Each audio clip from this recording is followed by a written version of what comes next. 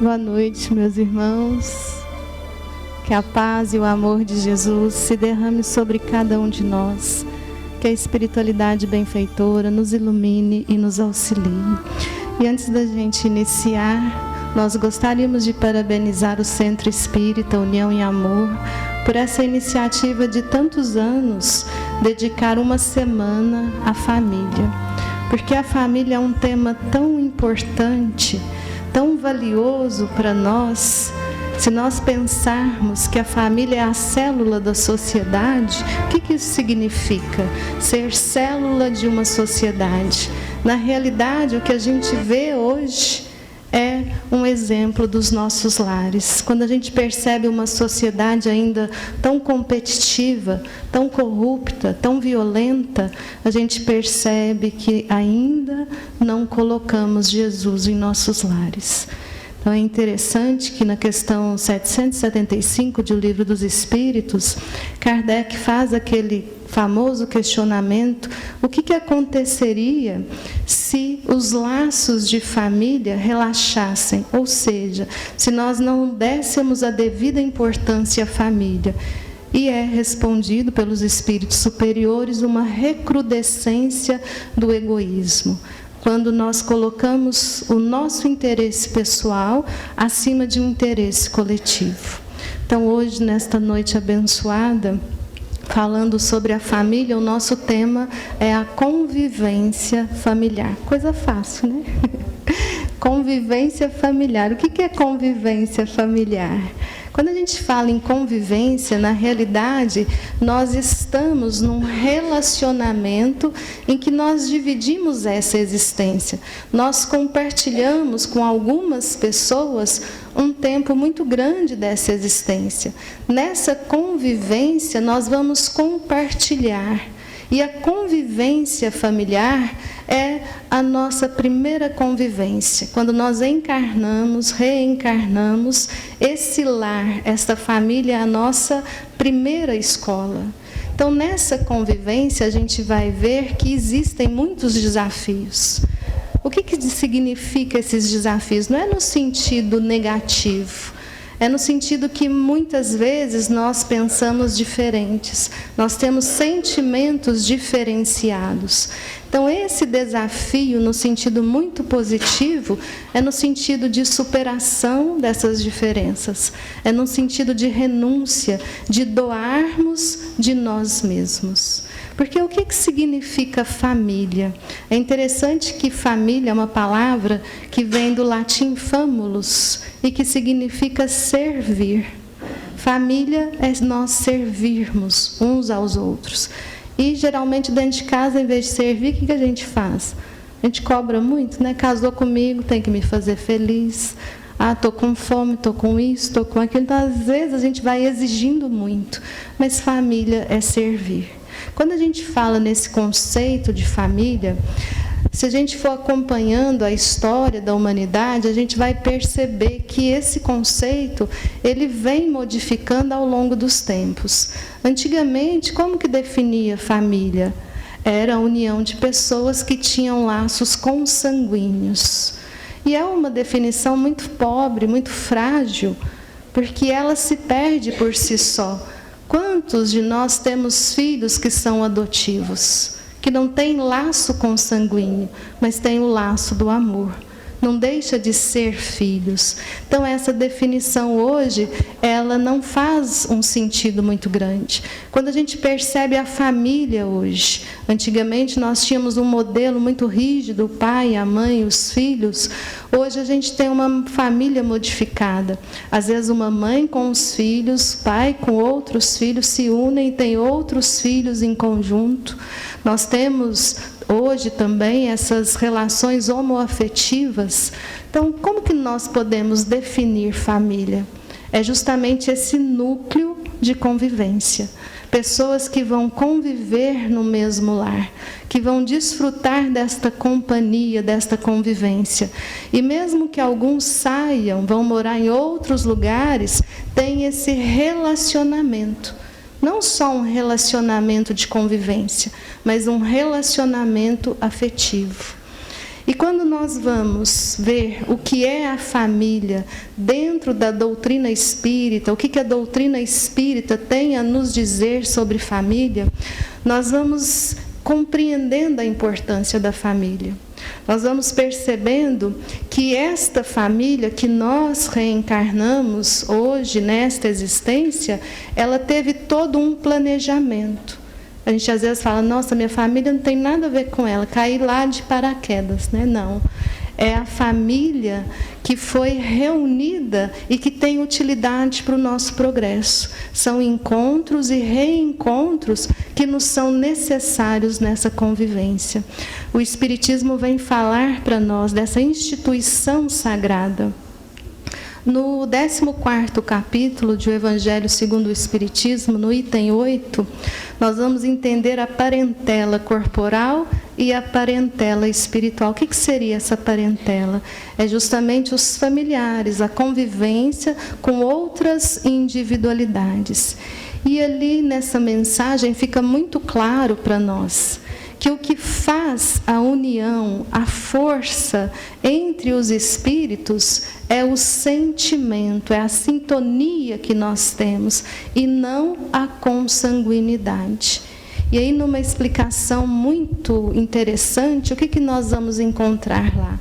Essa parentela espiritual. O que significa a nossa parentela espiritual?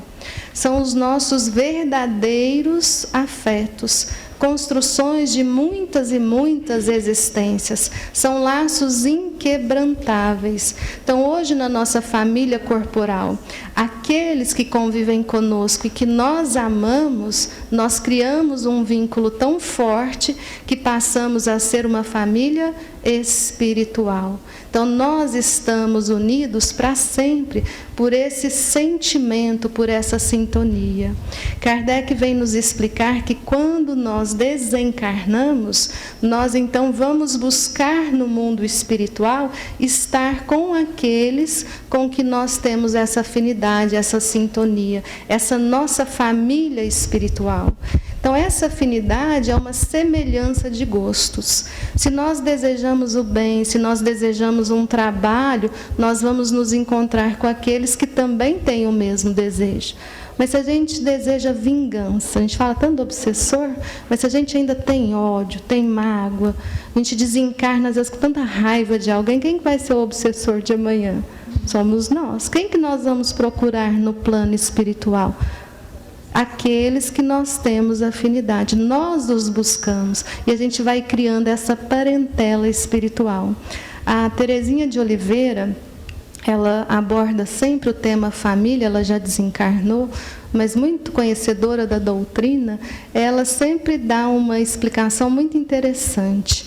Ela faz a comparação com uma festa. Então, quando a gente chega na festa, é meio assim, frio, né? Morno, a gente chega meio sem graça. Assim, quando você vê alguém que você conhece, aí a gente vai de encontro a essa pessoa. Dali a pouco, o que acontece nessa festa? As mesas vão se juntando, vão formando as panelinhas. Criança vai brincar com criança, adolescente, né? Vai para outros cantos. E a gente vai buscando aqueles que a gente tem afinidade, aqueles com quem nós queremos estar. Então, quando a gente pensa nessa família espiritual, muitas vezes uns reencarnam e outros não. Mas nem por isso deixa de ter o vínculo afetivo. Mas muitas vezes reencarnam juntos. Podem fazer parte de uma mesma família corporal, ou nós podemos reencontrar como amigos. Aqueles amigos que muitas vezes nós consideramos muito mais do que os próprios familiares corporais. Então, a doutrina espírita traz essa explicação. Kardec dá o exemplo de irmãos que às vezes não se dão bem, que se odeiam. Como que nós vamos explicar? Com a chave da reencarnação. Então, para nós entendermos a nossa convivência hoje, a nossa convivência familiar hoje, nós temos que ter esse conhecimento de que somos espíritos imortais, criados para a perfeição, a que Jesus chama o reino dos céus. que nessas várias reencarnações, nós temos inúmeras e inúmeras encarnações nos mundos materiais, nas várias moradas da casa do Pai. Então, nós estamos em evolução, em progresso. E quando a gente vai pensando nessa família espiritual, tem gente que não gosta nem da reencarnação. Se eu já tive 1000 encarnações, só um exemplo. Agora eu vou desencarnar, tem lá 1000 pais, 1000 mães, não pensou quantos filhos, né? Esse é um pensamento muito egoísta, vocês concordam?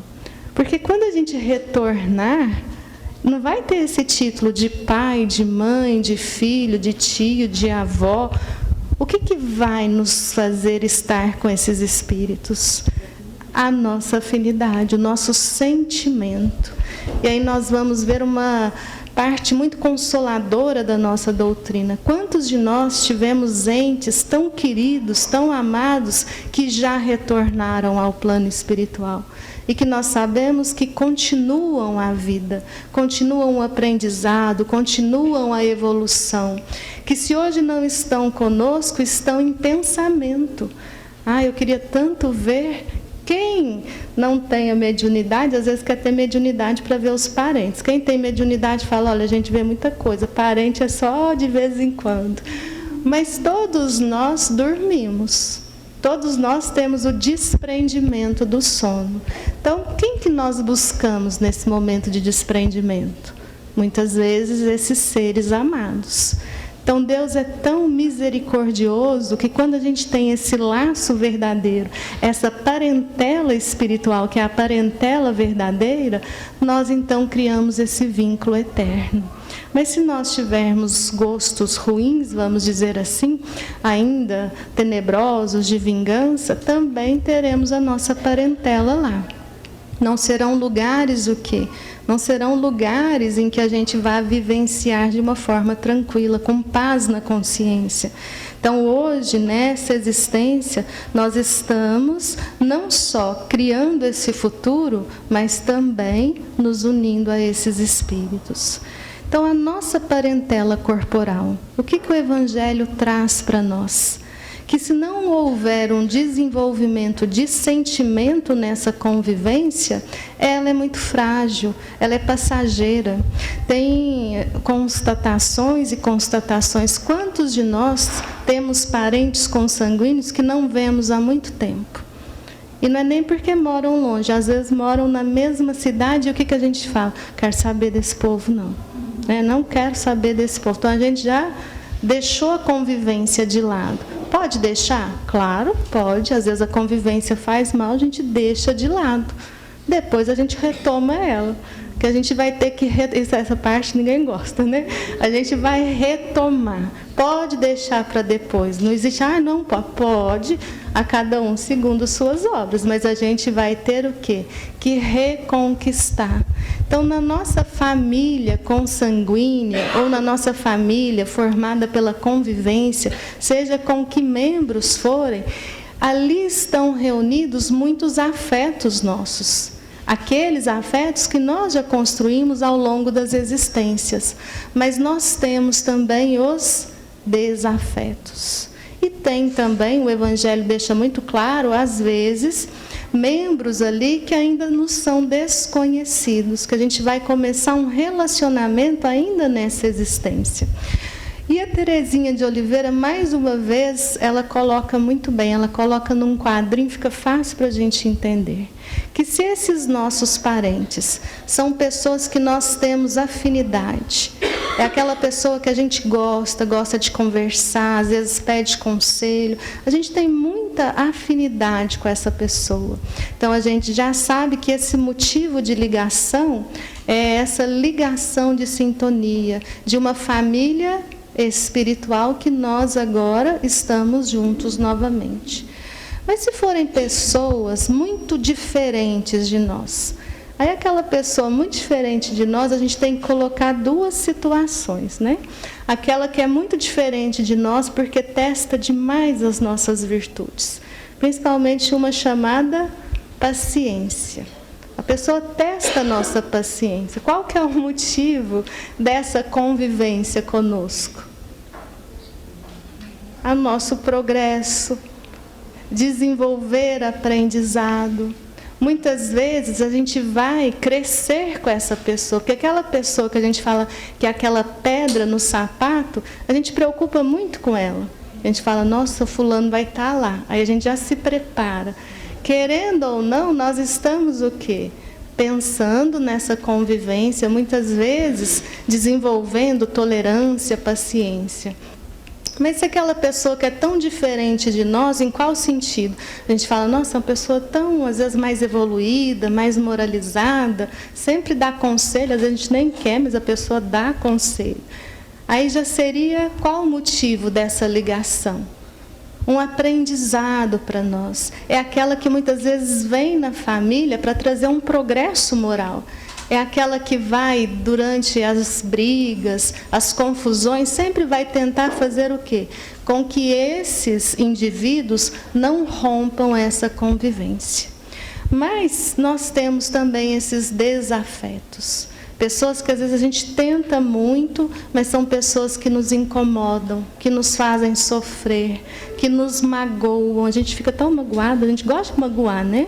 Em vez a gente podia ser, a gente quer tanto ter razão em vez de ser feliz, aí a gente, além de magoar, a gente fica o quê com a pessoa? Ressentido. Esse ressentimento, guardar mágoas. O que essas pessoas têm de ligação conosco? O nosso passado. Muitas vezes, nessa convivência, nós temos que perdoá-los. Ou então, que a gente gosta de pensar que tem que perdoar alguém. Ou então, nós temos que pedir perdão, que nem sempre foi o outro que aprontou conosco. Às vezes, essa animosidade existe, por quê? Por uma falta de sintonia, de afeto, por nossa culpa. Vocês já perceberam, quando a gente fala de perdão, geralmente é na família onde a gente tem que exercitar a maioria desse perdão? E Jesus, ele dá tanta lição da misericórdia. Por quê? Porque a ofensa é algo exterior, a não ser quando seja nós a ofendermos. Mas quando nós somos ofendidos, a gente não pode controlar a ofensa, vem do outro. Agora, o que nós fazemos ao ser ofendidos, isso é conosco. Nessa convivência familiar, o perdão é muito importante. Porque quando nós conseguimos conviver e perdoar verdadeiramente, muitas vezes nós estamos o quê? Quitando débitos. Estamos exercitando uma programação que nós pedimos, que nós falamos, eu vou e vou perdoar, ou eu vou e vou pedir esse perdão. Mas quando a gente está aqui, a gente pensa assim, não, pedir isso não. Eu não tenho certeza que isso eu não pedi. Por quê? Por causa do nosso orgulho. O que a gente faz quando alguém nos magoa, quando alguém nos ofende? Principalmente o parente. Fala, olha o que o fulano fez. É como se a gente tivesse ali um espinho fincado na mão. O que seria perdoar? A gente tira o espinho e fica bem, não é? Mas nós não fazemos isso. A gente fica remexendo nesse espinho, mostrando para todo mundo, olha tanto que eu sofro. Aí inflama, dá infecção e a gente guarda esse espinho. Então essa convivência, o perdão é muito importante para nós. Perdoarmos ou pedirmos esse perdão numa convivência de fraternidade, de respeito. Quando nós respeitamos o outro, respeitamos um pensamento diferente, nós vamos tornando a convivência mais facilitada. Porque a gente fala, não, mas está errado isso, está errado aquilo, porque nós julgamos. Nós constantemente estamos julgando o outro como se nós fôssemos os corretos. E quando a gente vê as lições de Jesus, é esse servir ao próximo. Se o outro está errado, a gente tem que ajudar. Se não tiver jeito de ajudar, a gente faz oração. Mas não entrar nessa vibração de desavença, de deixar para lá, não, agora eu não quero mais essa família. Às vezes, quando fala marido e mulher, tem uma história de uma senhora que o marido dela era muito difícil de convivência, uma convivência muito difícil, e ela era espírita, então ela aguentou firme. Ela achava que tinha que aguentar, fez o planejamento, aguentou. Ele desencarnou, Quando ela desencarna, quem que vem recebê-la? O marido. Oh, meu Deus. Aí ela pega e fala, olha, eu aguentei tudo que eu tinha para aguentar lá embaixo, agora não quero saber dele mais não. Aí vem o espírito de luz, então, minha irmã, nessa convivência você aguentou, suportou, agora vocês vão voltar para se amar. Então já vamos começar a amar, né? Para que ir, voltar, vamos começar esse amar uns aos outros que tanto nos é pedido. E uma outra colocação da convivência são aquelas pessoas que a gente sempre faz tudo por elas. E elas estão sempre exigindo. Não tem gratidão nenhuma, estão sempre exigindo. Qual que seria a nossa ligação com essas pessoas? É uma missão de amor, mas nem sempre é uma missão. É a reparação. Às vezes fomos nós, a gente quer, né, pensar que está em missão, que a gente é tão bom que está em missão de ajudar o próximo, mas geralmente fomos nós que desajustamos a criatura, desequilibramos a criatura, e agora nós estamos aqui para reparar esse nosso erro. Mas nós temos que saber o que nós fizemos, o que nós fomos, não, a gente tem o véu do esquecimento. Quando a gente fala na nossa família corporal, nessa família, aqueles membros que vão compor conosco o nosso lar, a nossa casa, qual que é o sentido? Esse sentido de desenvolver o amor, o perdão. É nessa convivência nós servirmos uns aos outros. Nós, pais, hoje há uma dificuldade tão grande, os atendimentos, pais que chegam, nossa, não sei o que eu faço com meu filho. Quantos anos? A gente acha que está na adolescência, está com 2 anos, é ela que manda lá em casa. Nós fomos uma geração que fomos obedientes aos nossos pais. E hoje, muitos de nós, o que nós fazemos? Obedecemos os filhos. Ah, mas eu amo demais meu filho, quero fazer tudo por ele.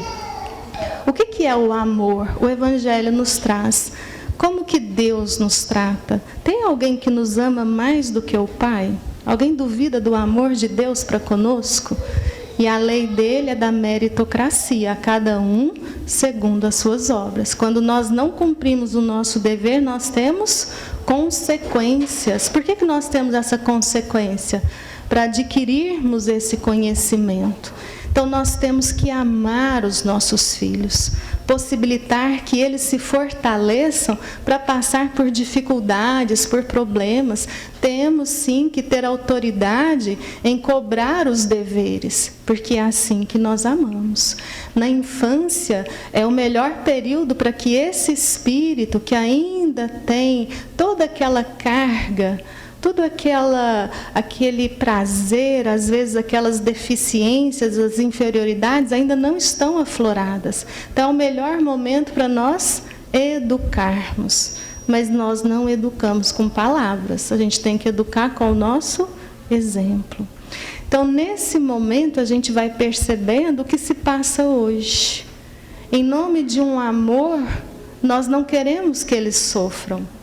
Então nós não deixamos eles sofrerem, mas quando saem para a vida, no primeiro sofrimento, quantos entram em depressão? Quantos fogem para a drogadição, o alcoolismo?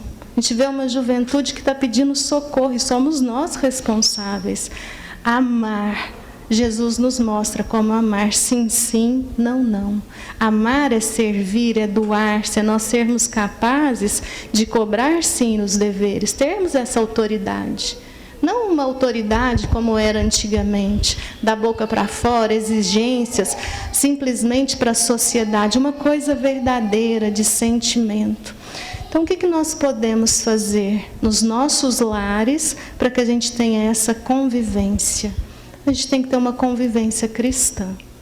E para ter uma convivência cristã, nós temos que chamar Jesus para os nossos lares. E Jesus para os nossos lares, nós chamamos no Evangelho no lar. Mas não é no sentido ritualístico, naquele mesmo dia, naquele mesmo horário, a gente cumpre, às vezes, mecanicamente, não. É chamar Jesus para o nosso lar todos os dias, fazer dele o nosso guia, o nosso modelo, nos perguntarmos o que Jesus faria, porque Jesus não é bonzinho. Quando a gente conhece o Jesus nessa imagem do Evangelho, Ele é aquela mansuetude, aquela doçura que fala para nós, não é assim. Não consigo perdoar, o que eu faço? Perdoa. Não consigo amar? Ama. Não tem meio termo. Então a gente vai colocar o Cristo em nossos lares. Nós temos que abrir as portas, não de casa, mas abrir uma porta antes, que é a porta do nosso coração.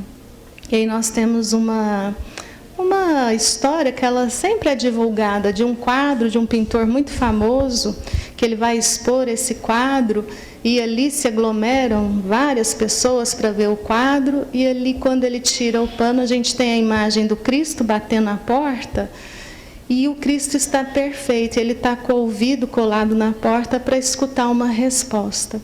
E aí vem um crítico, né? Sempre tem aquele crítico que vai achar o defeito. Ele achou, chamou o pintor, olha, essa porta aí não abre não, você não pintou a fechadura? E aí o autor da obra falou, não, é assim mesmo. Essa é a porta do coração humano, só abre por dentro. Jesus bate na porta da nossa casa todos os dias, mas nós temos que abrir a porta. Nós temos que deixar o Cristo entrar a qualquer instante.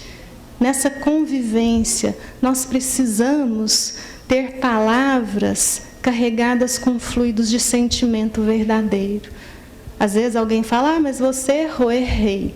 Por isso mesmo que eu quero te ensinar, meu filho, já errei, já tenho experiência, não tem vergonha de errar. A gente tem que ter sinceridade.